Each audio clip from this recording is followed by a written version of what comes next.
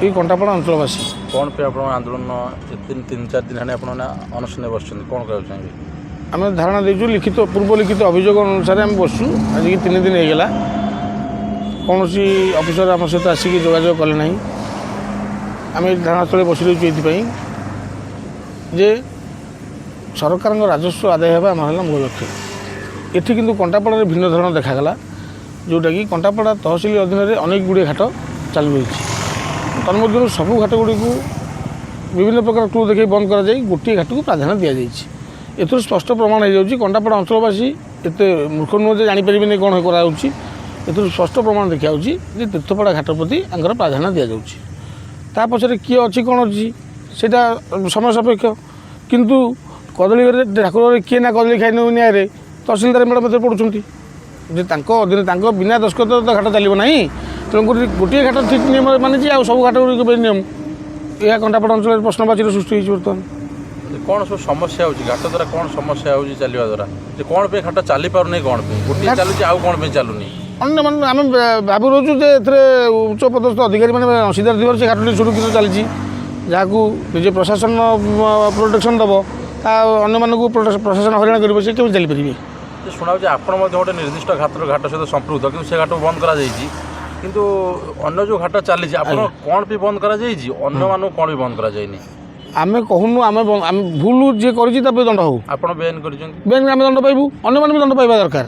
ଆମେ କହୁନୁ ତୀର୍ଥପଡ଼ା ଘାଟ ବନ୍ଦ କର, ଅରିଶଲ ଘାଟ ବନ୍ଦ କର, କୁଳଶ୍ରୀ ଘାଟ ବନ୍ଦ କର, କିଛି ବନ୍ଦ କରିବା ପାଇଁ କହୁନୁ। ଏଥିରେ ଜାଣିଶୁଣି ପ୍ରଶାସନ ଠିଆରେ ସେଥିରେ ସେ ମାନେ ପକ୍ଷ ହୋଇ ଠିଆ ହେଉଛନ୍ତି। ଆଉ କଣ୍ଟାପାড়ା ଅଞ୍ଚଳବାସୀ କ'ଣ ଏତେ ମୂର୍ଖ ହୋଇଛନ୍ତି? ଗୋଟେ ଘାଟ ବନ୍ଦ ହେଲା, ସେ ଘାଟର ରୟାଲିଟି କେତେ, ସେ ଘାଟ କେତେ ଉଠୁଛି ବାଲି, କେତେ ଦିନ ହେଲାଣି ଚାଲିଛି, ସେ ବର୍ଷକୁ 15,000 କ୍ୟୁବିକ୍ ମିଟର ଉଠିବା କଥା। ଏ ଘାଟ ଜମା 2 ମାସ ଚାଲିଲା ପରେ ଏକ୍ସେସ୍ ମାଇନ୍ସ ହେଇଗଲା, ଅନ୍ୟଗୁଡ଼ିକ ଚାଲିଛି। ଏଇ ତହସିଲଦାରଙ୍କ ଅମଳରେ ସେଠି ରାସ୍ତା ରୋକ ହୋଇ ଶହ ଗାଡ଼ି ଭିତରେ ତହସିଲଦାର ଏବଂ ଆଡ଼ିସନାଲ୍ ତହସିଲଦାର ଚାଲି ଯିବାର ଭିଜୁଆଲ୍ ଆମ ପାଖରେ ଅଛି। ସେଠାରେ ଓଭର ମାଇନ୍ସ ହେଲା ନାହିଁ। ଆମେ ବିରୋଧ କରୁନୁ, ମ୍ୟାଡ଼ାମ୍ ଡାକିକି ଆମକୁ ବିରୋଧ କରୁଛନ୍ତି, ଏଇ ବ୍ୟାଟ କର। ଆମର ଅଭିଯୋଗ ହେଲା, ଆମେ ବସୁଛୁ, ଆମକୁ ନ୍ୟାୟ ଦରକାର। ସବୁ ଘାଟ ସଠିକ୍ ମାପଚୁପ କରାଯାଉ, ସରକାରଙ୍କ ରାଜସ୍ୱ ଆଦାୟ ହେଉ। କାରଣ ରାଜସ୍ୱ ଆଦାୟ ସରକାରଙ୍କର ଏକ ବାହ୍ୟ ଭୂମିକା, ଯାହାଫଳରେ ଟଙ୍କିକିଆ ଚାଉଳ ସରକାର ଦେଉଛନ୍ତି, କିଛି ଗରିବ ଲୋକ ଖାଇକି ବଞ୍ଚୁଛନ୍ତି। ରାଜସ୍ୱ ଯଦି ଆଦାୟ ନ ହେବ ସାଧାରଣ ଲୋକ ବଞ୍ଚିବେ କେମିତି? ରାଜସ୍ୱ ଆଦାୟ ହେଉ। ନିର୍ଦ୍ଦିଷ୍ଟ ଗୋଟିଏ ଘାଟ କାହିଁ ଚାଲିବ? ମାନେ ଆଇନରେ ଅଛି ନା ବେଆଇନରେ ଚାଲିଛି, ଆପଣ କ'ଣ କହିବେ? ଆମେ ଆଉ କହିବୁ କ'ଣ?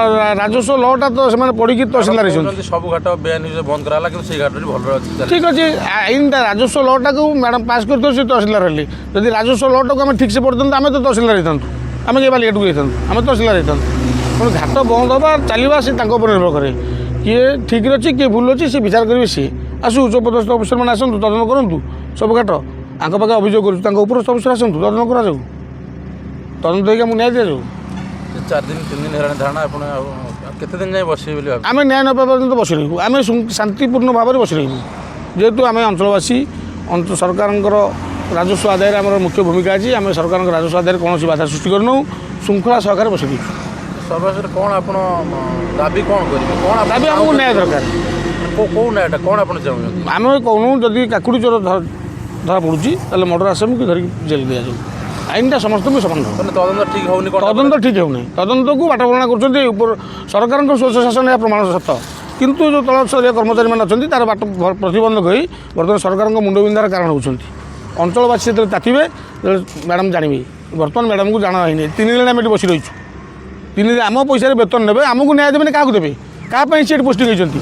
ଆମ ଗରିବ ଲୋକଙ୍କ ପଇସାରେ ସେ ବେତନ ନେବେ, ଆମକୁ ନ୍ୟାୟ ଦେବା ପାଇଁ ସେଠି ପୋଷ୍ଟିଂ ହେଇଛନ୍ତି।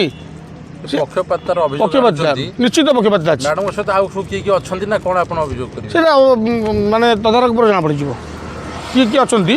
ଆଉ ଖୋଲିଲେ ମହାଦେବ ନିଶ୍ଚିତ ବାହାରିବେ। ଏଥିରେ ଆପଣମାନେ ମିଡ଼ିଆ ବନ୍ଧୁମାନେ ଆପଣମାନଙ୍କର କର୍ତ୍ତବ୍ୟ ଆପଣ କରୁଛନ୍ତି, କାରଣ ଲୋକଙ୍କର ସମସ୍ୟାକୁ ନେଇକି ଆପଣ ଉପସ୍ଥାପନ କରିବା ହେଲା ଆପଣଙ୍କର କର୍ତ୍ତବ୍ୟ। ଆପଣ ଯଦି ମିଡ଼ିଆ ଲାଇନ୍ରୁ ଆମଠୁ ସତ୍ୟତା ପାଇ ମନେ ରଖିବେ, ସେଥିପାଇଁ ଆମେ କ'ଣ କହିପାରିବୁ? ତେଣୁକରି ଉଚ୍ଚପଦସ୍ଥ ଅଧିକାରୀ ସିଏ, ଆମେ ତାଙ୍କ ସିଟ୍ ତାଙ୍କ ଇଏର ମର୍ଯ୍ୟାଦା କ୍ଷୁଣ୍ଣ କରୁନୁ, ଆମକୁ ନ୍ୟାୟ ଦରକାର। ଆପଣଙ୍କ ଅଞ୍ଚଳର ତାଜା ଖବର ଜାଣିବା ପାଇଁ SS ନ୍ୟୁଜ୍ ଓଡ଼ିଆକୁ ଲାଇକ୍ ଓ ସବସ୍କ୍ରାଇବ୍ କରନ୍ତୁ।